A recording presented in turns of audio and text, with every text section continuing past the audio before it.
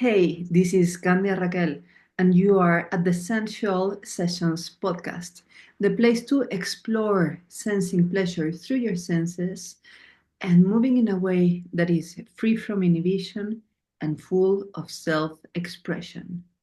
If you are ready to get these episodes weekly on your inbox, please make sure to visit my website www.candiaraquel.com, which is www.candiaraquel.com, and we'll be there.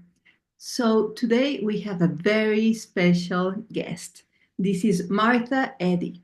And since 2007, she has been teaching how to calm the nervous system, which then sets the tone for conflict resolution and building inner and outer peace. And even more, Martha Eddy is a registered somatic movement therapist on the faculty at Empire State College, SUNY, and Princeton University. She is the founder of the non-profit organization Moving for Life for breast cancer recovery. Thank you so much for being here, Martha. I am really honored and looking forward to our important conversation. Thank you so much. And I just love the topic you have chosen to focus on in general in your life and how important it is for women in particular, but for all humans and whatever gender identification they have. Yes. Yes, today we are gonna explore the challenging topic of recovering from breast cancer and how you can use pleasure to aid the process physically and also emotionally. So, what made you interested on working with patients going through breast cancer recovery? Thank you for that question. I am a somatic movement therapist, which is a new field, relatively speaking. I've been involved with it for 45 years, but in the beginning, we called it body therapies, or each of the different somatic systems just had their own name. So some people may have heard of Feldenkrais technique or the Alexander method or continuum or body-mind centering. And there are many, many different approaches to paying attention to our bodies. And I have to really say that it was the Feldenkrais community where I heard the word pleasure in movement most back in the 1980s. And I thought, this is great. It is so important.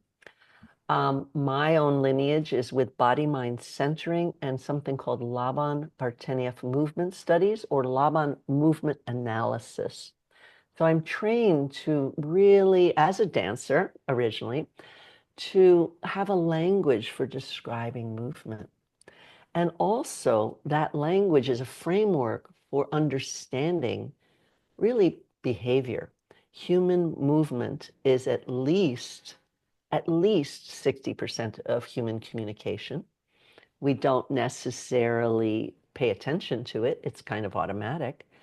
But part of taking care of our bodies, whether it's the breasts, and part of communicating around pleasure and pain has everything to do with having sensations and being attuned with our bodies. And so somatic awareness is awareness of the living body. It is feeling from within and allowing that information to teach us. So it also means, in my case, I studied with physical therapist Irmgard Bartenieff, the Laban work to understand human movement and a framework of movement that includes tight, strong movement, strong, free movement. Um, Even there, I'm thinking of a bullfight, even the freedom of that cape, but also the strength, um, as well as light and delicate movement, and maybe very sensual movement of the skin. So all of that is embraced. When you understand all of movement, you understand our ability to express ourselves, but also what sensorily might be motivating those different motor responses, our behavior, how we act in the world. And my second teacher studied with Irmgard Bartenieff, and she was an occupational therapist and studied with many other people and is an incredible genius and alive today. Irmgard Bartenieff was born in 1900, so she died in the 1980s. And I was very lucky to study with her for 3 years before that time of her death, 3 or 4 years. Um, and Bonnie Bainbridge Cohen is the founder of Body Mind Centering. And I've been doing work with Bonnie since 1976. So we're coming up to our 50th anniversary of working together. I'm one of the elders in the field of body mind centering, certified as a teacher and licensed as a teacher since 1984. So that is my 40th anniversary of this work. And within that work as well, there's a rawness that we embrace of getting into feeling our bodies. And with that also comes pleasure.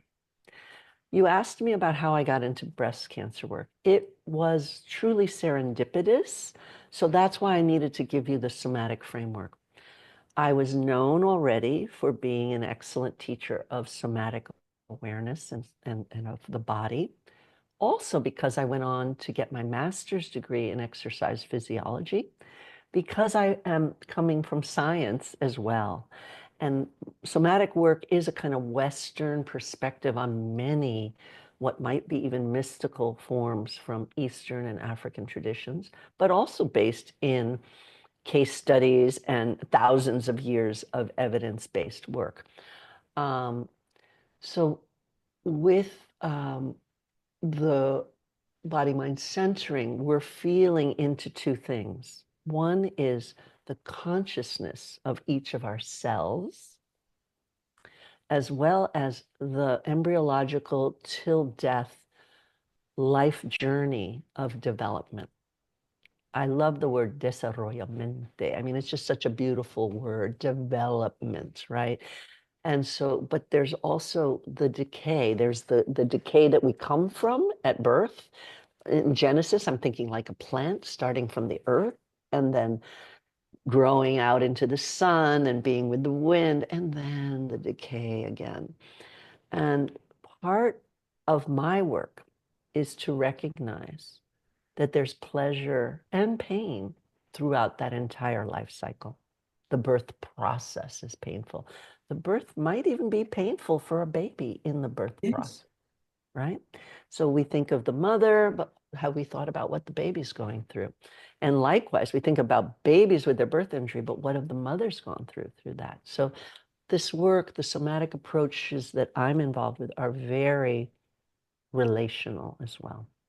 And pleasure and pain are often considered around relationship, but I also want to emphasize that there's a lot that we can do on our own with self, and yet we're always in relationship to others, our community, our culture, our life histories. So my work has this kind of multi-layered component.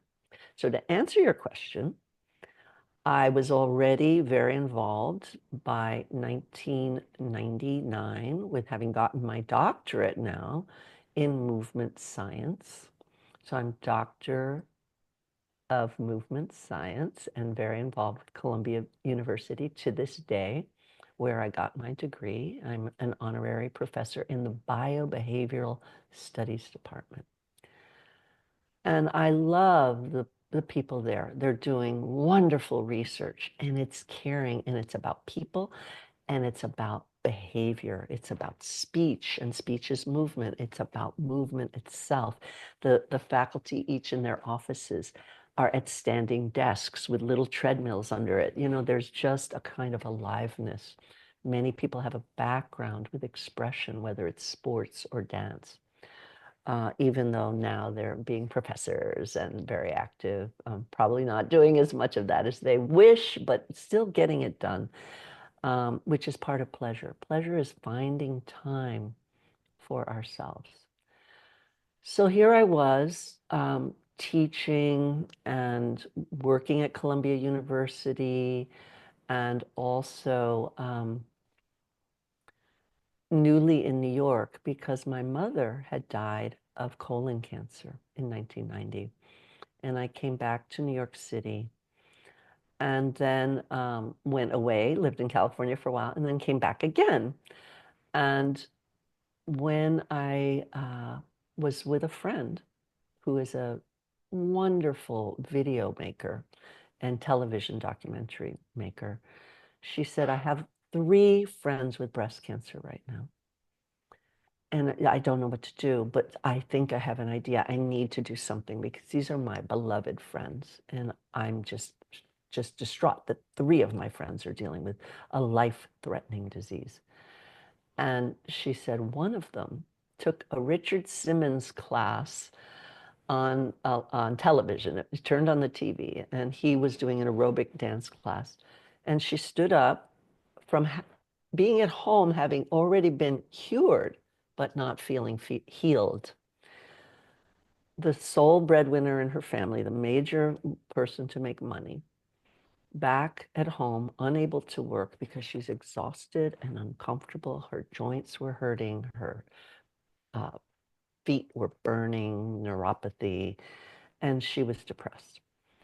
And so she put on Simmons and she couldn't do what he was doing. Her arm wouldn't move. She couldn't move that fast, but she could sway. So she just swayed to the music. And then she said, why isn't there an exercise class designed for people going through breast cancer? And that is when they brought me in. And that is when we decided to make a blockbuster videotape that people could get at rent or buy that would be an exercise program. But because I was dealing with a doctor also, Dr. Annie Rosen, psychologist, who was a researcher working with fertility, actually. So very interesting because many women going through breast cancer have to wrestle with whether the estrogen issues or if they go through other kinds of cancer, reproductive cancers like ovarian or uterine, whether they're going to ever be able to be fertile. And so this was something she was working with, people with cancer who wanted to maintain their fertility. And here she was with cancer and wanted to move. And so here I am. And the other person, incredible Jan Albert, incredible video maker, we did a cost estimate. It was going to be $30,000 to do the quality production they wanted. And so they were like, we're just 3 women. What are we doing? But I had already designed the program. So I decided I actually sat with it for a few months. They decided, we can't do it. But I had, when I was in California, started with Carol Swan, Moving On Center, 501(c)(3), a nonprofit. So I began to think, maybe we can raise the money eventually through my nonprofit. People can donate for this. It took 12 years, but eventually we did. But before that, I said goodbye to Annie and Jan, Annie Rosen, Dr. Allison Rosen, and I went ahead and just told friends that I had this program. I had piloted it with a couple family members, and they loved it. And one of them said, why don't you go actually to Gilda's Club? I don't know if you've ever heard of Gilda Radner from Saturday Night Live, but she was a Yeah. great comedian, and she'd come in, the old lady, and anyway, she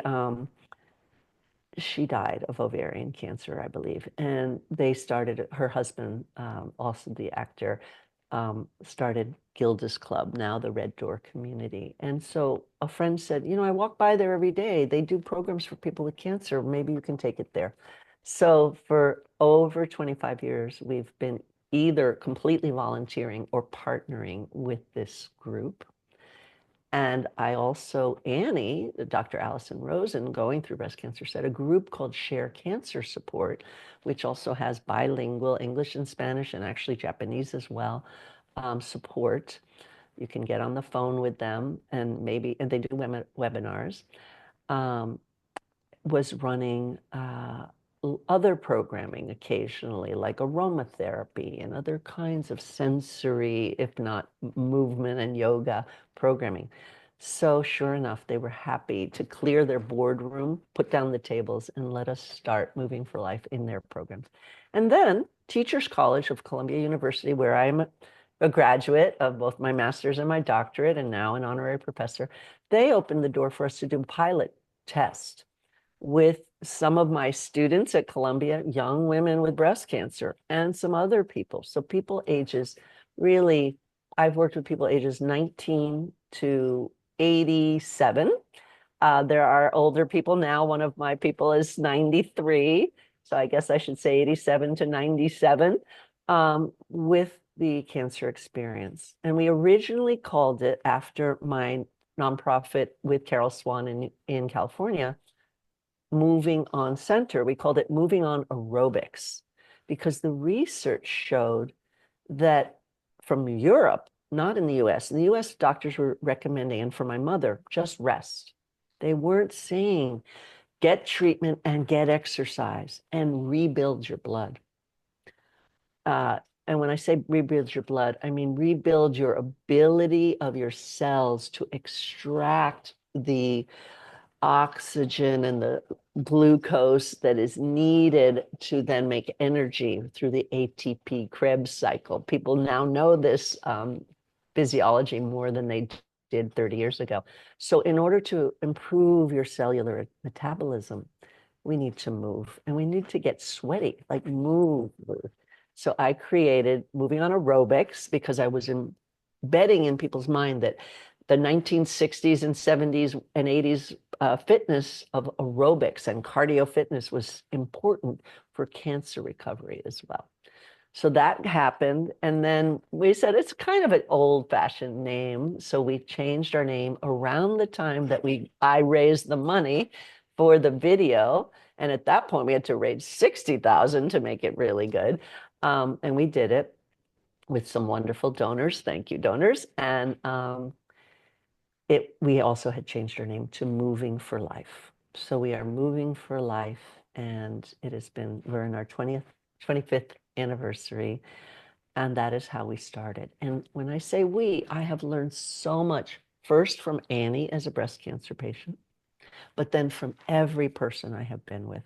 And I do want to say just now, in case people need to leave or just to say it twice, that Moving for Life has grown where we've had senior and older adult centers say to us, your work is so gentle. Would you be willing to let us do it too? We don't have cancer, but we have other chronic diseases.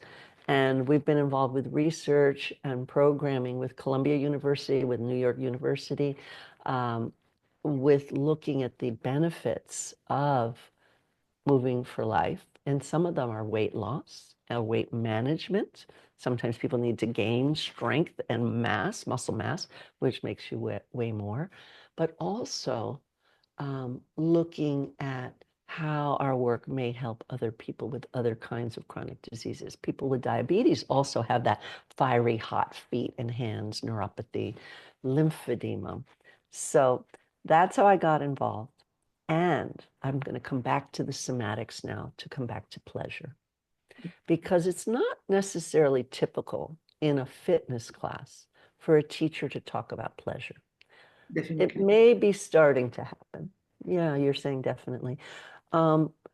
It was no pain, no gain, and that's, kind of subsiding. I'm very proud, actually. When I watch people in the gym now, I see so much more somatic awareness, but there's still sometimes a fight that people are having with their exercise rather than a pleasure.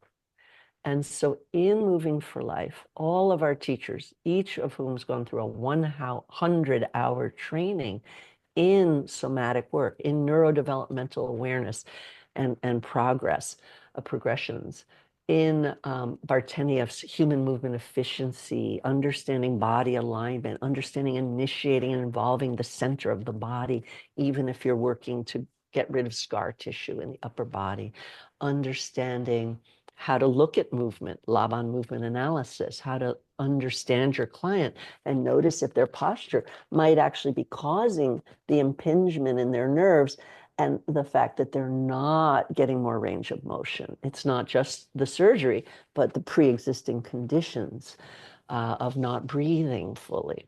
And then our fourth course is on physiology, the body systems work of body mind centering, I call embodied physiology.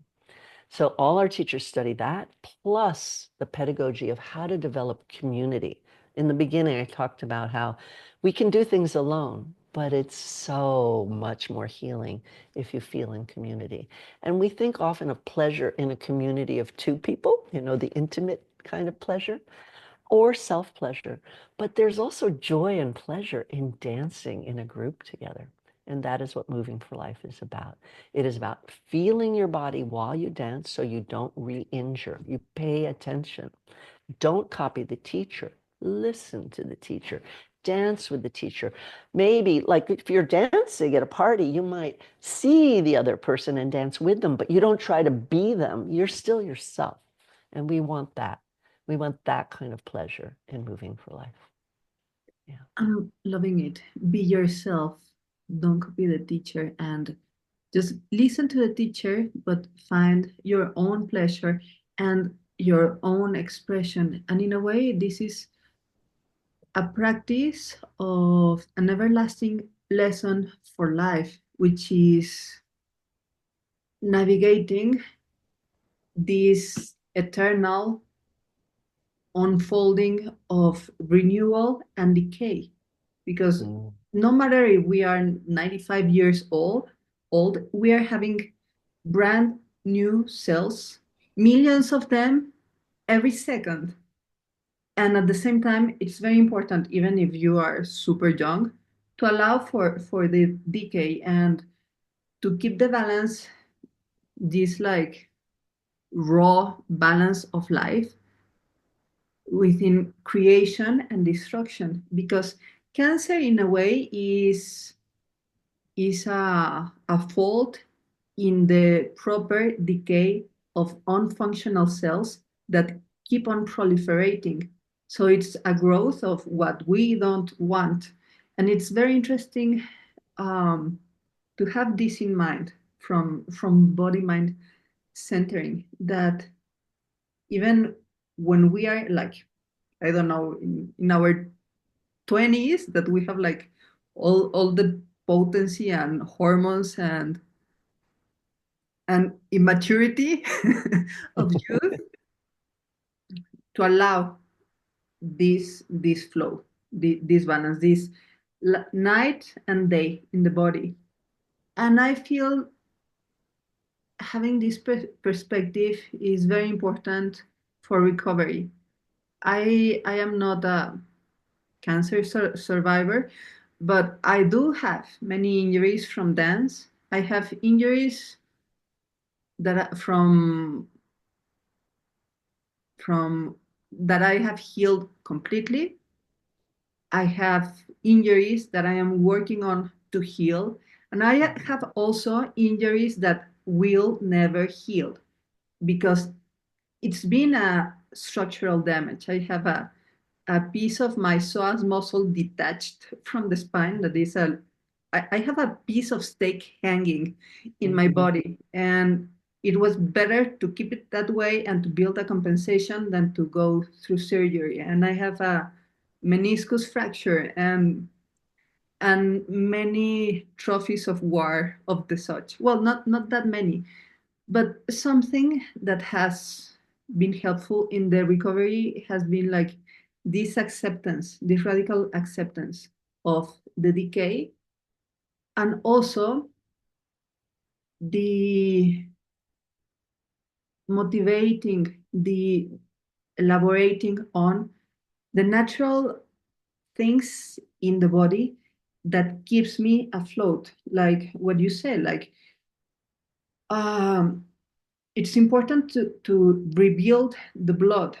And that sounds like super crazy, but that's the real outcome of a physiological process that is optimized simply through movement and breathing. And then something very mysterious happens that now I am, what, 42? I'm going to be 43 next week. And yeah, and sometimes I am dancing and I am like in a party, and I know, like, I notice that I am doing things of agility and coordination and precision that I had never done before. Like my quality of movement is it's better, and there are and also more people gets interested in my movement, and that's something that you see from high level martial artists, that the 25th dan of the black belt guy is 78 years old, and he's the teacher, and he can like send a 25-year-old flying just by moving a finger from the elegant and refined way that the master organizes his body within the gravity field. And all of this to say that more than hope, there's a real possibility of rebuilding oneself after something as tragical as an injury, or dealing with a transplant. My father was a survivor of a heart transplant, and it lasted 13 years, and also with cancer, because there's definitely this decay aspect and this grief that is important to mourn, that must be the experience of losing one or two breasts, as I have had a close experience of a very close friend of mine that at 37 she had her both breasts removed, and she opted for implants. And another Pilates student, older, she also had them removed, and she didn't want to have implants or anything. So there are many choices, and that can be confronting because of how we identify ourselves according to our cultural context.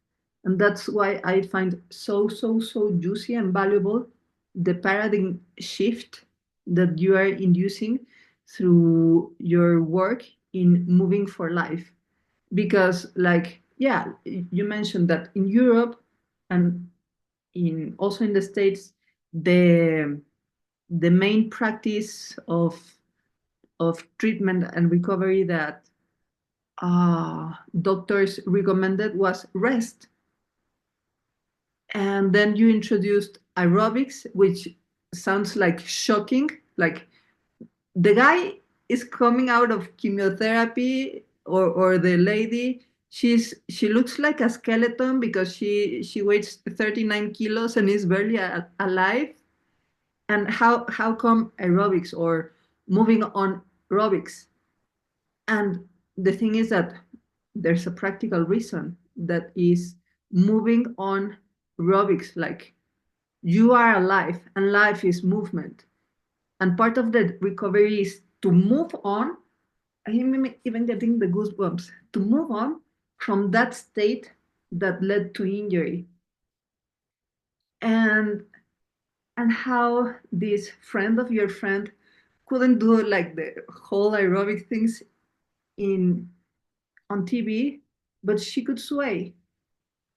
And in a way, she took ownership of her own experience and said, like, I don't have to comply and fit into the model of, I am not gonna comply with Jane Fonda protocol, but I can agree with moving on and swaying, and owning the life that I have kept. So yeah, I am very inspired. So Beautiful. my next question is on how movement and this approach of moving on helps in dealing with physical and emotional pain. What have you seen, like contrasting just resting without movement and having a lot of time to overthink versus moving on, sweating a little bit, even though if you just can do a little bit. Mm. Yeah, I was just thinking about that too, that rest is a place where people can really ruminate and get worried, unless they really can easily go to sleep. And we now know, and actually some of my earlier research as an undergraduate was in sleep. I was really interested in serotonin back in the 1970s. And so I was onto something. And now we know that we can involve those neurotransmitters and work with the biological aspects of our psyche, if you will, with um, changing our moods, changing our states of mind. And so a rest in an anxious state is maybe good for the body, just lying down a bit. But if you're in an anxious state, it's not really good for the body or the mind or the psyche. So, likewise, even if you're just able to move this much, if, for instance, and we did find research that music could shift depression, so we knew we wanted to use music. And we did know some, maybe it came out later about Alzheimer's, but that finding the music of your own youth when you had your vitality at its climax, like you're talking about with the hormones surging, can also be great. Not that you have to be limited to it, but coming into that. So a lot of our music with Moving for Life is from the 60s, 70s into the 80s. Um, and yes, exactly. There's just a funness. Aretha Franklin, having been a cancer survivor herself, donated the music rights. Carly Simon, having been a breast cancer survivor herself, donated two songs. And she was like, I want you to use this song also, that she had written while she went through breast cancer. And then, the others we had to pay for the music rights, unfortunately, which is one reason we're not using the video. Also, people don't have DVDs, but it costs money to keep those music rights up.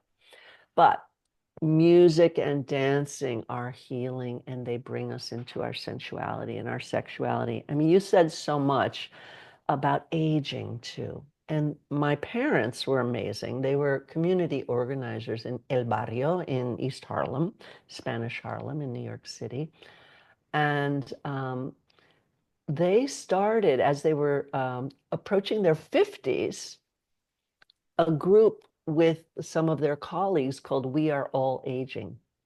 And they wanted to talk about this process of getting older physically, but also preparing in terms of financially and all kinds of things. So now people are doing that and thinking about it. But this was, they were in their 50s in the 1970s. So a good 50 years ago, they were already ahead of the times with looking at the aging process and how to keep the vitality going. And unfortunately, my mother then died at 63. That's when I realized, oh my God, she was going to these We Are All Aging groups for 10 years even before she died. And she died at 63 from colon cancer, from undiagnosed. I mean, it's one of the most diagnosable cancers, but she had hidden symptoms. And then I have to just tell one story. She was diagnosed. She did have a surgery, and then she went to Russia. She had been to the Soviet Union. I mean, this was before the fall and the change of the USSR. And she had been planning for just years with the people of East Harlem, mostly Spanish speakers or people from the American South, Black Americans from the South, East, the Eastern corridor of the United States in the Great Migration, um, learning Bible stories that were healing for them. So, as part of their healing from whatever, because life dishes it out, whether, like you said, it's an incident, an accident, a disease, a family trauma that just impacts everybody, the lack of resources from being a poor person, not having good conditions in East Harlem, the highest level of asthma. And so they were using their religion, and my parents were very open to whatever religion people really believed in, but the Christian religion was theirs. So taking the Bible, and my mother's doctoral work was taking Bible stories and enacting them, living them out. And I've been told since that that was sort of the beginning of embodied performance. So these Bible stories they then learned and told not only in English as an oral tradition of embodied using movement, acting, if you will, but acting from the heart, not from an outside perspective, for their own healing and for the healing of their community. They learned in Russian as well. And they went to Russia and they went on street corners and talked about the Bible, which was not being talked about in the Soviet Union at the time. It was a really radical act. So I'm very proud of her. She chose to live to her fullest while she was dealing with cancer. And that is also part of what I think you were talking about. Like the decaying process is inevitable and it's happening every day. But we can keep our vitality level at whatever our level is. Not everybody is in the Laban work, we have levels of dynamism amongst people, so up to 10. I have a 7 in dynamism. Many people are 4, they do less in a day. They're not as like effusive as I am. They're not public performers. You can be shy and get a lot done. So your level of dynamism might say, don't go overboard, just, do what you're doing. Um, but in the decaying, in the dying process, we can live as fully as we can. And one of the ways to do that is to embrace that we are spirit embodied, that our bodies are here as part of our path. And why not love them instead of force them? Why not be kind to each other, which of course means treating people with dignity? And why not learn more about our bodies so that we can be informed? I've been through Lyme disease. And so, like you told the story, I lost range of motion in my neck. I still have, pretty daily tension that I have to remember to breathe more fully in here. When I told that story of the hunched shoulder, that could be me. And I'm 67 years old, getting close to 70, but I'm staying as vital as I can, both by resting and trying to reduce anxiety and staying active and having friends and pleasure of going out into performance, listening to music, seeing dance, going to theater if I can, and free where I can. Um, in schools, there are often wonderful productions that are just $10, um, but also the quieter times of taking care, the somatic time of just feeling pleasure in my body. If I feel tight here, how can I just, and people can join me in this if they want. It's like find a tight spot and just put your hand on it.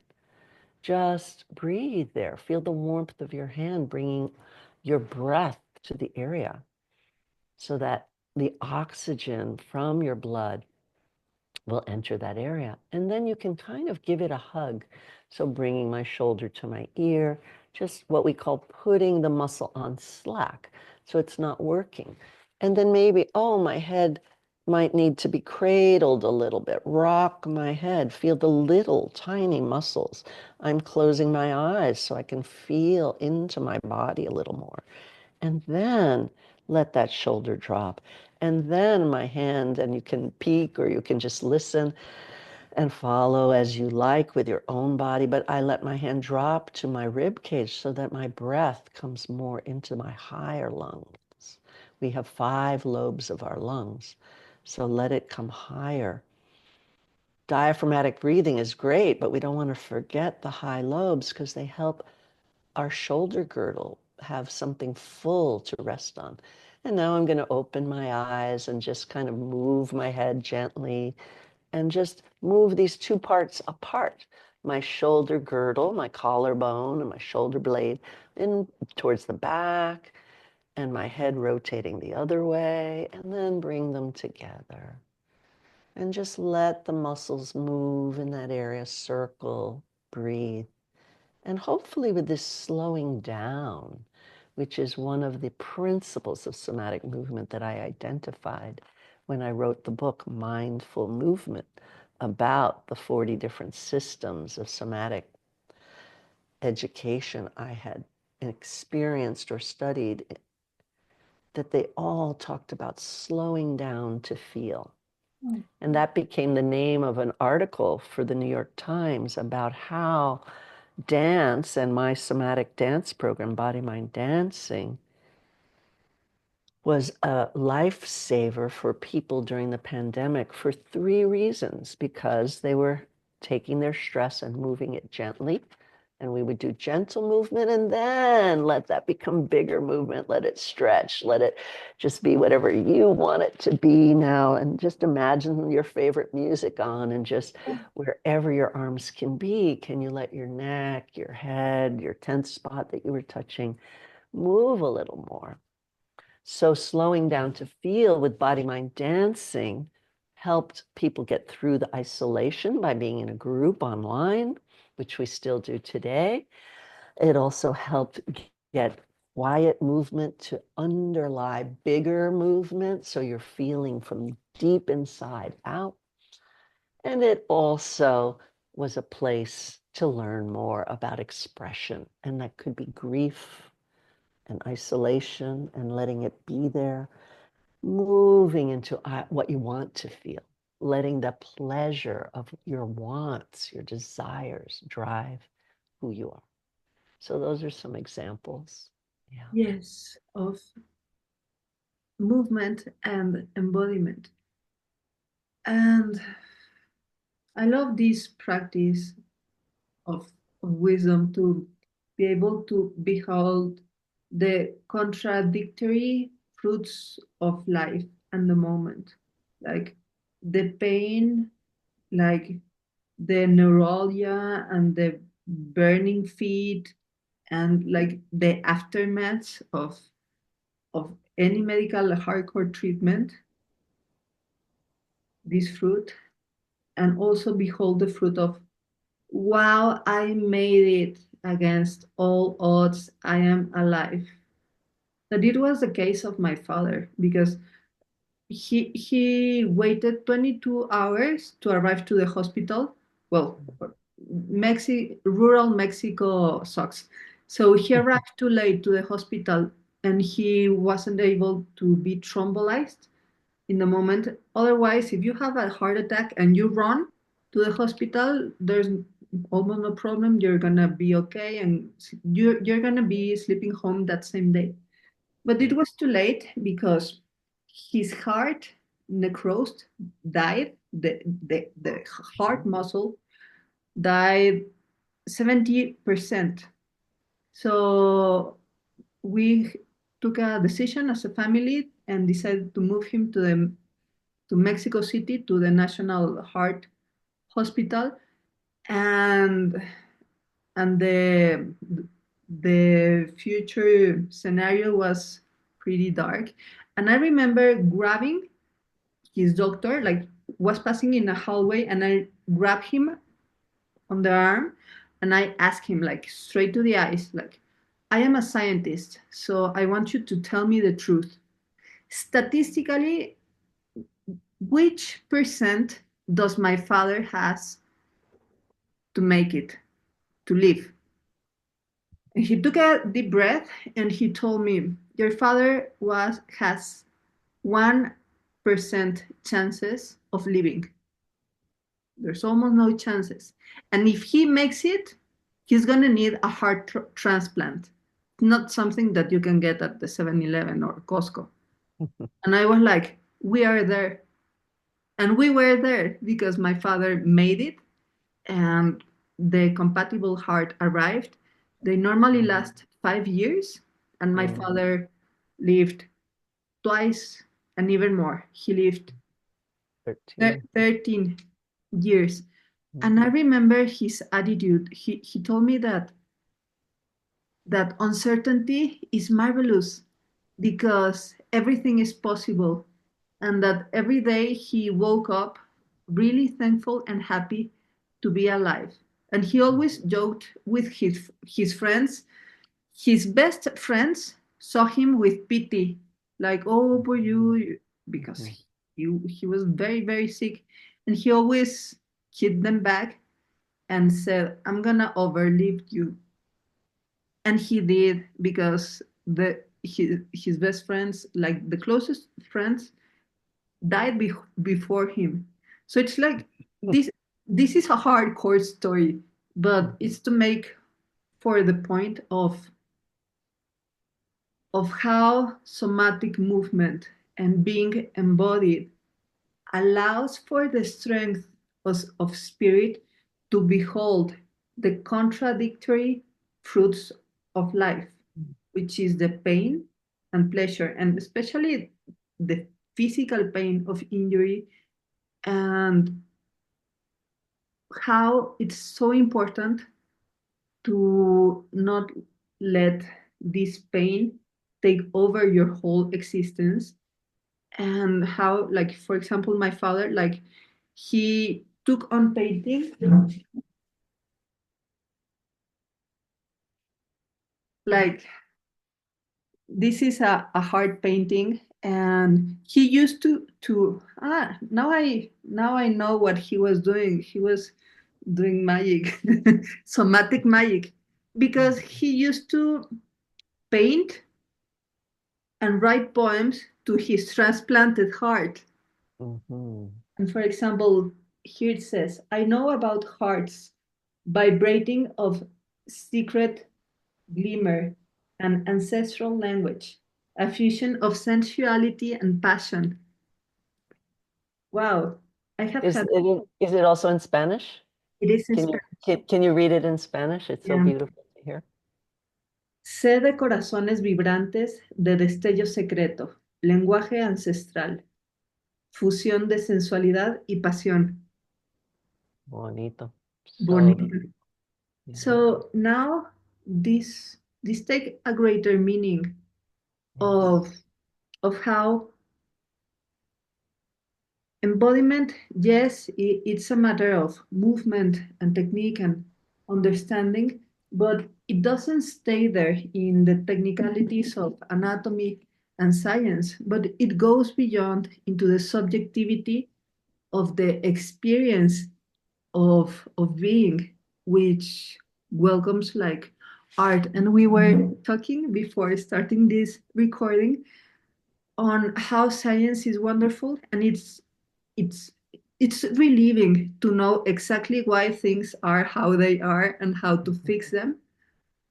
But still, science is very limited, and there's much more beyond that is really useful and it's necessary, but cannot be fit into the frame of the scientific method nor or objectivity, and that it changes from person to person, and that is within the realm of the unknown and the mystery and non non-repetitive processes, Mhm, non-linear, and something that we have together experienced with this movement and touching the spots of tension, I believe, is how listening to your sensations gives you an immediate primal knowing and primal source of truth in regards to yourself that may be invisible even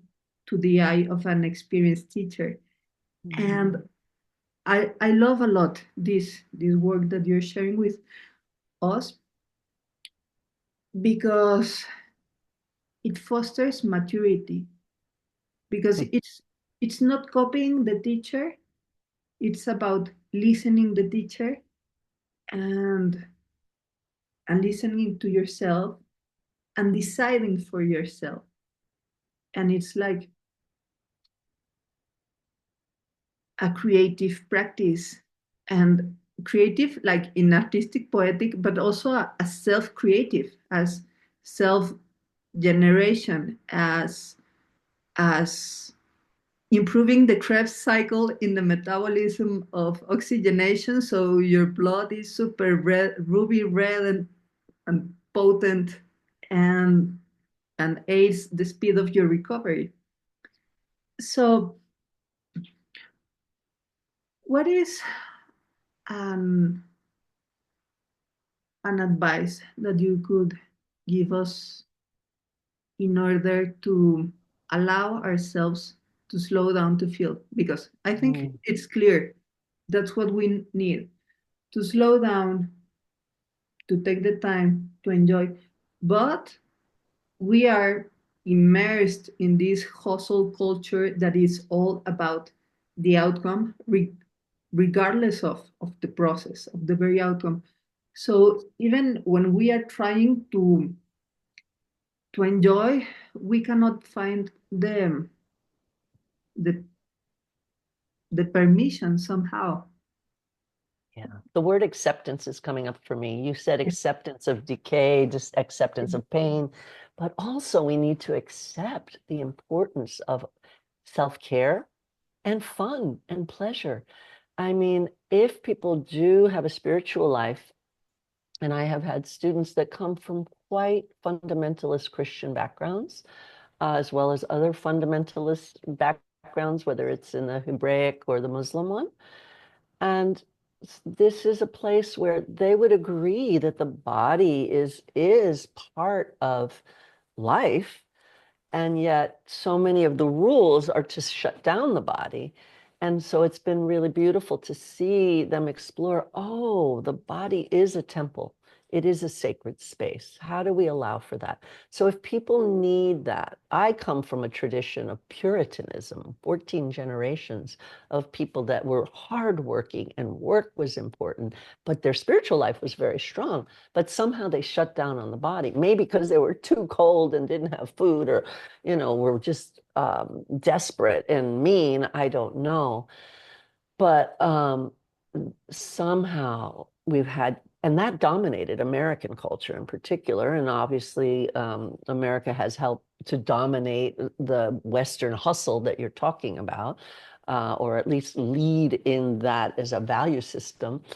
And so I think it's really important that Americans, but all people really look to the other cultures where there's happiness, like in Bhutan and some of the small countries around Tibet, where they have a high quotient of keeping their cultural expression and creativity alive as part of their day.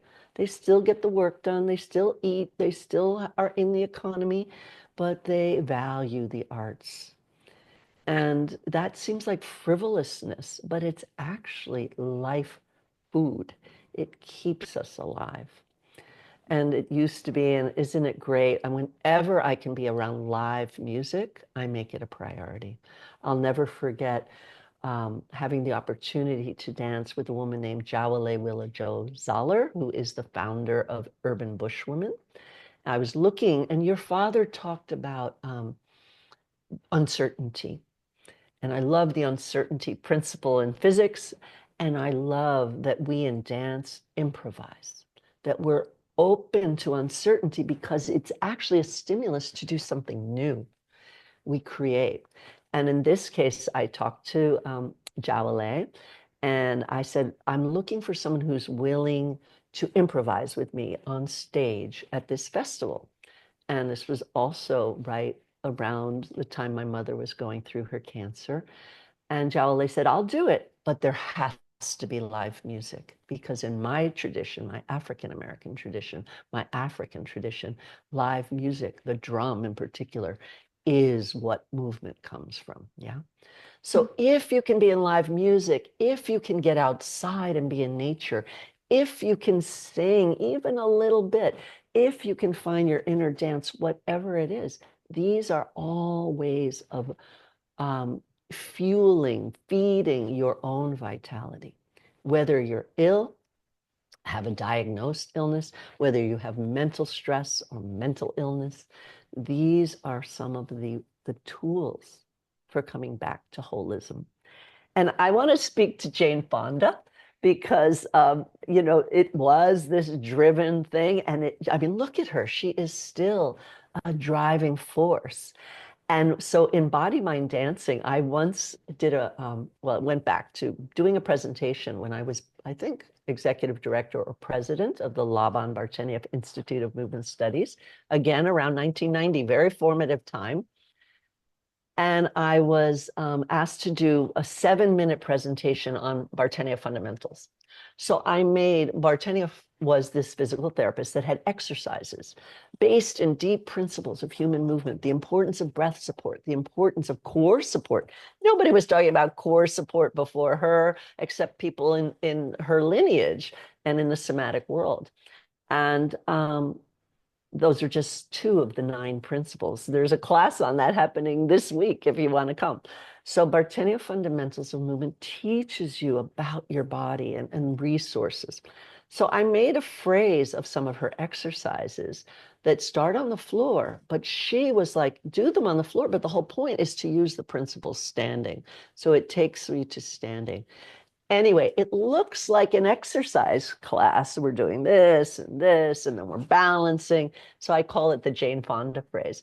So Jane Fonda is alive and well in the somatic work because she was important in getting people moving and moving to music. And she's vital and wants to keep things going for the planet and for her own body. So we love that. And then I want to share another story, which is about sensuality and the difference. I mean, there's vitality that you can access. And people, again, in my Puritan culture, that were shy and scared of their sensuality and sexuality. And maybe there were religious ideas that were forming that. I really don't know. However, we know, I mean, how is it, for instance, that we're so afraid in the white culture of American Black culture? It's full of sensuality. And how is it that people that were enslaved and treated horrifically survived? They kept alive the singing, and maybe it was hidden, some of the dancing, or like in Brazil, capoeira, the martial art getting formed into a dance so it could be done at least at their parties and their rituals to practice. So what I'm getting at is that sensuality is a healer as well. And it's a place where we feel into our bodies and sometimes slow down and sometimes speed up. The rhythm is up to you. I, as a WASP, a white Anglo-Saxon Protestant, was invited by Italians to teach a class on sensuality. And I'm like, you're picking me? I mean, Italy is such a wonderful sensual culture, the food and, the bella figura and just caring about beauty. But they knew that I had a biological inroad and I had this somatic approach. And we had a beautiful weekend working with the hormones, for instance, and opening up the chakras. So my newest book, Dynamic Embodiment of the Sun Salutation, written together with a somatic educator from Dynamic Embodiment, my training, but also a yoga therapist and now also a social worker, doing trauma recovery and shamanistic work so we can get back to mystery. We really unpack the beauty. It's called Dynamic Embodiment of the ritual from the Hindu tradition in yoga called the Sun Salutation. But the subtitle is Balancing the Chakras and Neuroendocrine System.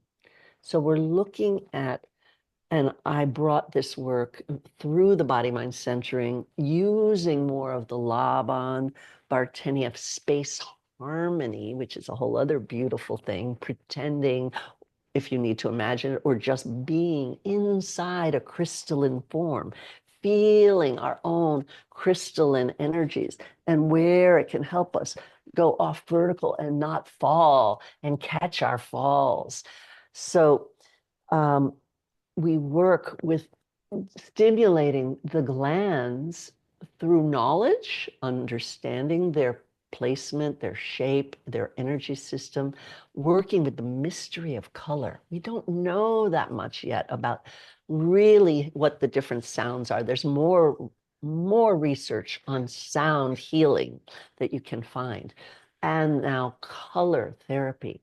But all of these, and that's why it's important to go out into nature and feel that light filtrating through different colors into your body. Why is it so beautiful to have flowers? And for someone like me that travels so much, I don't have plants, but I have the colors of those masks from around the world in my room. So color and light and my vision classes, my eye classes are a great time to just relax the eyes, but then also receive light. So all of these sensual processes came into this class in Italy, working with the chakras, working with the biological idea from body mind centering that where the nervous plexes come together with glands, there then, because there are 14 glands, but there are 7 chakras come together. There's just this powerful decision making energy that can help us when we have a crisis go to our gut, go to our hearts, go to our brains. We need our brains. We don't want to overthink, but they can help us make a decision if we're aligned with these 3 brains. So I'll stop there, but it just lots of fun stories in my life. And again, the people in the cancer community who have had life-threatening diseases, and people like your father and others going through that very painful surgery of heart transplant are incredible inspirations to us. So thank you for sharing that too. Yeah. Great inspiration. And yeah, it's like they found a way to be at their most alive, to hold on to life while walking at the very edge. So that's a huge lesson to all of us, healthy people, not to take health for granted, not to take life for granted, and in actuality, like embrace with that force, with that rapture, ravishment, the experience of life, because the fact that we are alive and healthy and perfectly now doesn't mean that we are immortal. Yes. So so it's like, why not live at our fullest? And this meant as what we see in flowers blooming at their fullest, and not the idea that we are sold in the West that live at your fullest is to have your Lambo and a bunch of millions in the bank and party hard and work harder. No, that's not that. That's an appearance. Mhm. And what we are talking about in as these life enforcing natural means have to do with pleasure and sensuality, and even more as an act of resistance. Mhm. Because Yeah. yeah, definitely, like black dances and music and culture is so sensual and so embodied and so rich and so colorful, and they stayed and kept it alive through the worst human condition of all, that is slavery, which means that they never relinquished their freedom to sense pleasure in their body, because their body was the only thing that they had left. And at the same time, they never got confused, and they knew that whilst you are alive, while you still have a body, you actually have everything. And that's something we need to remember. We West indoctrinated Westerners, that we feel like void of self void of societal meaning and place and belonging if we don't have the car, the house, the bank account, and all that prototype. It's like almost as if we were pouring our life out for compliance, which is a gutting mindset. It's like a yeah, like it takes it takes the life from your life. It's like being a living dead in the office.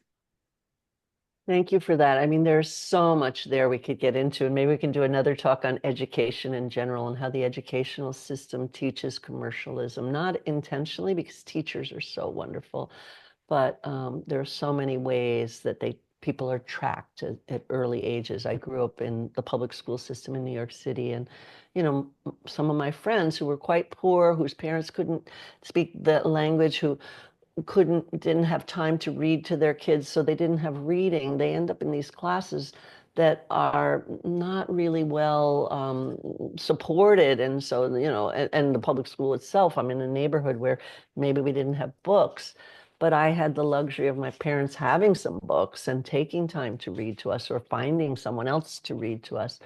And that catapulted me so that over my childhood, I felt the split as I went to more and more advanced public schools, but still schools you had to test to get into. Ending up in a science school, really respecting science, but also, like you, recognizing that the holism of the healing process, which I'm so proud of, many of the surgeons that are part of our advisory council with Moving for Life really understand that this dance part is important. And now we have the research, not only that it supports recovery from this life-threatening illness, which can help people just feel like they're taking control and power, which is so important as part of the healing process. And we have so many women saying that on video that we want to share that video that we made in 2012. It's still brilliant with 14 interviews of doctors and survivors. Um, is also this energy that comes from other kinds of healing. Right now, Moving for Life is partnering with You Can Thrive, which is a holistic healing center started by a woman who had a horrible brain tumor and also probably was given a death sentence, but she's thriving from gong healing, from vibration, from Reiki energy. So integrative medicine is definitely my happy spot, where the science comes together with knowing that science is only as capable as it can be based on the instrumentation we have for research. And we're not fully there yet. And we may never be, because life is supposed to have uncertainty. And that's part of the growing edge, chaos theory that gives us our weather reports, complexity theory, also called dynamical systems theory, is about that. It's about falling into pits that disrupt you, and the disruption is where we learn. So again, learning to be uncomfortable with uncertainty like your father did, learn and to celebrate it.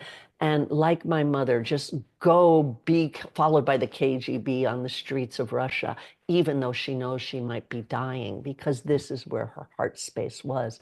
And choosing not to do chemotherapy, even though she'd done radiation and surgery, because her odds were really bad. And chemotherapy is really uncomfortable. So she did macrobiotics and did everything else she could possibly do. But also, I don't think she was afraid of death. She was open. She was a Scorpio. She had been following her dreams. She had been living in altered consciousness places for years. So open to a shift to another level and to be available to me and to the world at another level. And so this is part of the mystery. And Let's Reimagine Life is another group I want to shout out. We of Moving for Life have been working with them, which is there are so many different cultural attitudes about death. So how about we celebrate how we come into our aging process?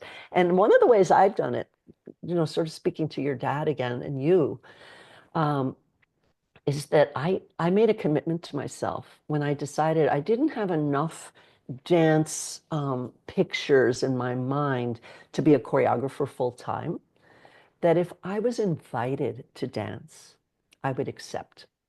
And I'm going to hold to that right till my death day. I danced at my mother's funeral, and I have danced most recently on the stage at the NYU Theater, Skirball Theater, with the Stephen Petronio Company in a duet with him. And that was the one time I was in the New York Times. Now, since then, I've been in several times, but they liked an older woman dancing. And I can't tell you, I was so touched when Martha, and another Martha, I'm forgetting her last name, but she's the woman that did sensual dance on a horse, I was right? to make a joke. Martha, the other one, Graham, wasn't it? There's Martha, but it was Martha Clark. And Martha Martha Clark. Clark did this incredible performance piece. She was in the audience and she grabbed my hand and she said, "Thank you. You were the most interesting part for me because even though the dancing is incredible. I mean, I love Stephen Petronio's work and the vitality of the young dancers. And for me to dance with them was a complete joy. And there was friction within it, and we did conflict resolution, and the whole process is beautiful. And things are still sometimes uncertain in life, but that's okay. And the idea that people celebrated me as an older woman dancing will keep me dancing. Yeah, Yes, it keeps us going. definitely. Celebrating you as an older woman dancing, and most importantly, as a forever dancing being. And I That's relate it. and I agree and subscribe to the New York Times because I once saw a dance from Arthur Kugelain, and the dancers were like above 50. And there was a dancer with a chair moving in a repetitive, hypnotic way that got me into a trance. And at a certain moment, I felt the chair and I was making out with a poor guy in my imagination. And I could see the wrinkles in his legs, in his super muscular legs. And I felt like shy and kind of secretly ashamed because, like, come on, Candia, don't do that. And then I look aside, and the whole audience was also swaying in that trance. So there's a beyondness that is conveyed from body to body through dance. And that thing that the dance of someone else makes you dance, even at a micro level, that is what music uh, invites doing, have to do, I believe, with the life potency of of the artist, of the person, of the Martin Luther King with the microphone, or Madonna. Like, it's not the size of the dog, it's the fight of the dog, and it's not the age, is how alive you are at any given age that you have. And since then, I discovered a special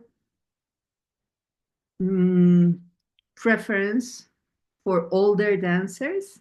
And for example, the dancers in Pina Bausch Company, and I prefer 1,000 times to see Pina Bausch dancing Café Muller on her 60s than the same Pina Bausch 20 years earlier, or Alessandra Ferri dancing, I don't know, Giselle at her 58 than when she was like super explosive at his 28 years. Because to me, that's the same potent life force within the refined expression of experience. And I mean experience as awareness, as the process of awareness, as maturity, as something that is super tasty. And it is grounded in this embodiment of what I think is the eros, like the primal vital force. And talking about survivors and the Black community that survived through never relinquish the connection to their own life, that is to be alive and to feel alive, even though you're enslaved, was greatly personified also by Hilde Holger, who was an German expressionist dancer who managed to run away on 1940 on the Second World War to India. She made it out miraculously, and she lost all her 17 relatives. And she came back to Germany and, and was very important in this Bodenweiser women movement technique and set very important basis for somatic movement that later on Moshe Feldenkrais took some off and didn't give credit because he was brilliant, but he was a macho man, as Joseph Pilates, who was also brilliant but was also a macho man. So at the core of this is this holding on to life that doesn't have a desperate quality. It has the raw quality of life, of a life fully lived. That is something that I believe we Westerners, uh, we also have. We white people are the same as Asian people and Black people. We are all the same. But we have a culture that cornered that vitality, and perhaps the only realm that is like socially accepted is during sex or during nationalistic stance and warfare. That's when it's okay to be super fully alive, when in actuality is a natural quality that comes should be able to come forth. An embodiment, especially the work that you do, set its center stage. And yeah, it has passionate expressions, but I feel it has this vibrancy. And it's very important. I feel it's very important to recognize that you have that in you and to behold that, because this is what the counterpart that helps you bear the unavoidable decay. And it's especially important when we live in apocalyptic cultural world times to realize that as long as there's life, there's the uncertainty and the possibilities for creating.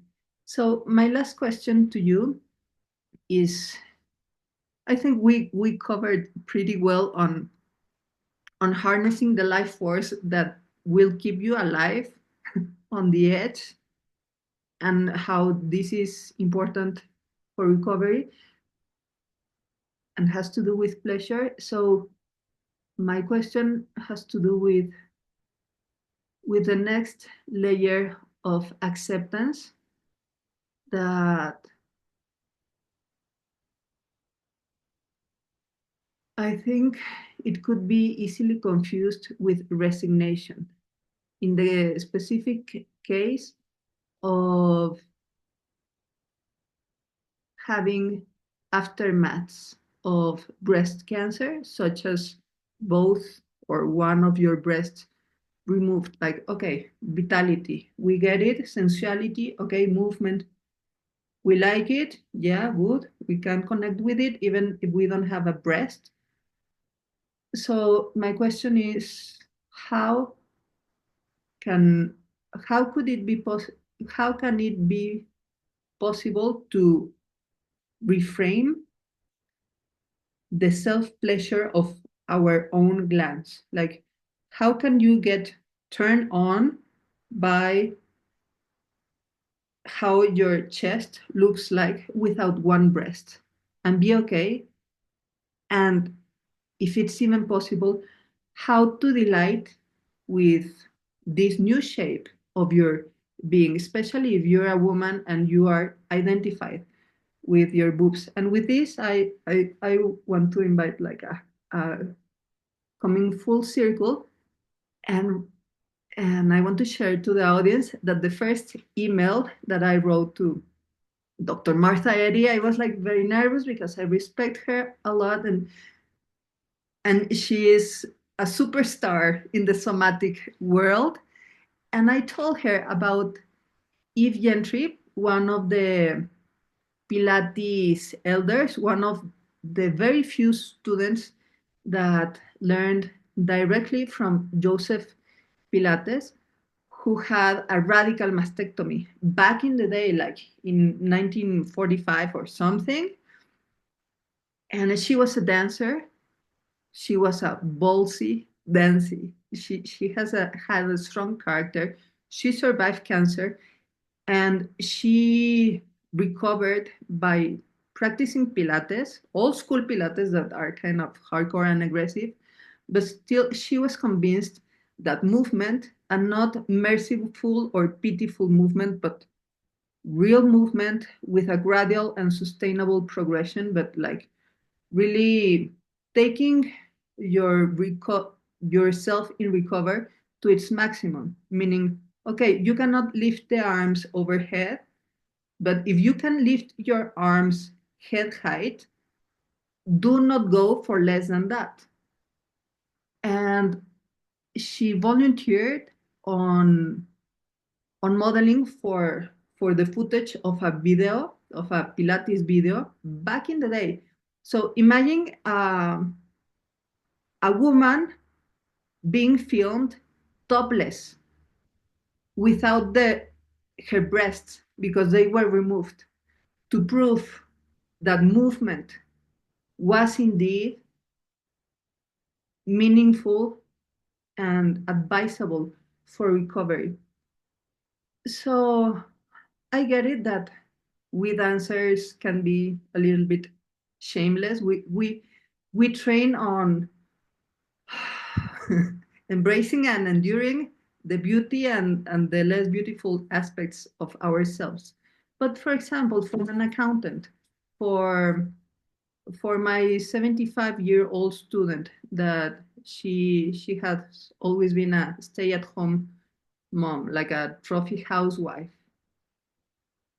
what's something that you could tell her on accepting her body,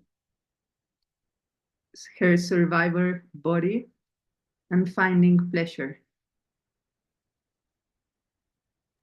That is a huge question, and I have had so many different thoughts. You might have seen me writing, putting my head down. I'm going to just read some of the phrases that I have here from our whole conversation and see if I can weave some things together. So I don't know, maybe it'll be a little bit of a poem. Yes.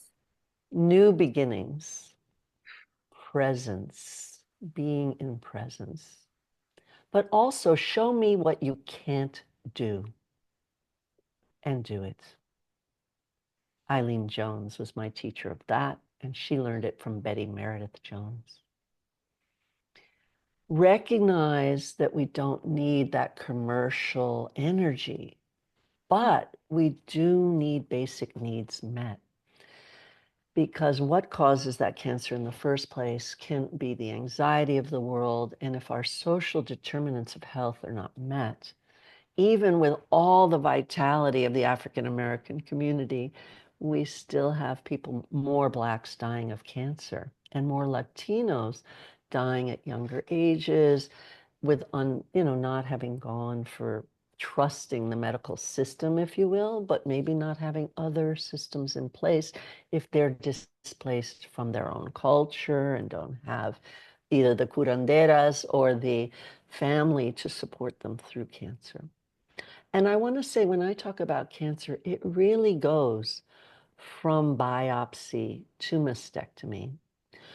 to reconstruction, which has its own gifts and problems. How many people have had to redo their mastectomies or had problems, real pain and movement problems from the reconstruction? So with mastectomy, also recognizing again that life-threatening mental state of could it come back and could it kill me is a trauma. And so trauma is here, and how Exploring Body Mind Centering is a book where I wrote an article on dealing with trauma after 9/11 and the images that we've talked about today of going into the decay and then watching the cycles of life and catching them is, I think, the main theme I'm trying to bring forth now. Being present in the moment with our pleasure and pain, choosing what your self-image wants to be. I have one of my earliest teachers wanted to study with me in dynamic embodiment and become a somatic movement therapist. And she has gone on to do that actually through body mind centering, which is so beautiful. And I noticed that she had only one breast. And I said, it seems maybe you've had breast cancer. There are very few other reasons that people would remove a breast. And she said, yes. And I said, could you at least study with me and become a teacher of moving for life? And how wonderful it was for us to have a teacher with one breast as part of our teaching group to really model that. And I've had many clients that have chosen not to have both breasts, and others that have had one breast removed and kind of regret that they didn't have both because it leads to a kind of scoliosis sometimes if you don't choose to wear the prosthetic, which you can wear, and that helps weight the spine. But if you didn't really feel like your self-identity, your body schema, your self-image required your breasts to feel your full vitality, if you don't feel that's necessary, there are more and more women choosing it. I think of Ilan Nufour in Israel, who's done full page magazine articles about being breastless and being gorgeous. And I would definitely EYLON NUPHAR. Look her up, find those beautiful photos. I also want to shout out for the Native American community as well. You talked about warrior dances, and that is a kind of, and the Maori, getting ready for the vitalization. That's different than becoming part of a war machine. And of course, there are times our borders need to be defended, um, and just the role of coming into your warrior spirit with breast cancer. We do the warrior pose. I do a lymphatic drainage sequence that you can find online called the 4-minute immunity workout. It's on Anti-Cancer Lifestyles website. It's probably on numerous other Charcheret and Moving for Life. We all have websites, and it's on YouTube. So you can find that. And within that, the lymph is our white blood cells. It's the draining back also of the toxins and the macrophages work, like eating away at things in a good way. Hopefully the next time, and we all have cancer in us. Everybody does, but cancer cells usually get eaten. One of the body mind centering images that Bonnie Cohen shared with me was just, we live in community. We are interdependent. So in that community, there are cancer cells. We have mental illness inside of us. We are all a little brain damaged. These are quotes. And so if we can embrace that rather than reject it, there's more of a chance for the healing energies. And interestingly enough, right now, in my dialogue around the hormonal work and looking at the carotid bodies, which are not known to be hormonal, but in the BMC work, we treat as hormonal because carbon dioxide is in our bodies in quite a large amount. And we feel there is some hormonal energy in that. It has a vitality, a life force as well. So these are some of the things I wrote down. And what I started to say about the Native American community is also the beauty. I just was at a Moving for Life event that we were graciously gifted by the Charles and Valerie Diker family fund. Charles and Valerie came to the Metropolitan Museum, and we had a small group having a private tour of their Native American collection of art that they've collected since they were young adults. And they donated it all to the museum, so it's available for everyone to see. And the Native American Dr. Patricia Norby and her um, colleague Sylvia Yount were there and spoke deeply of how each piece, and now we're talking about objects, each piece needs to be vetted with the native culture that that piece came from to make sure it wasn't a ceremonial piece, because if it was, then it belongs back in that community.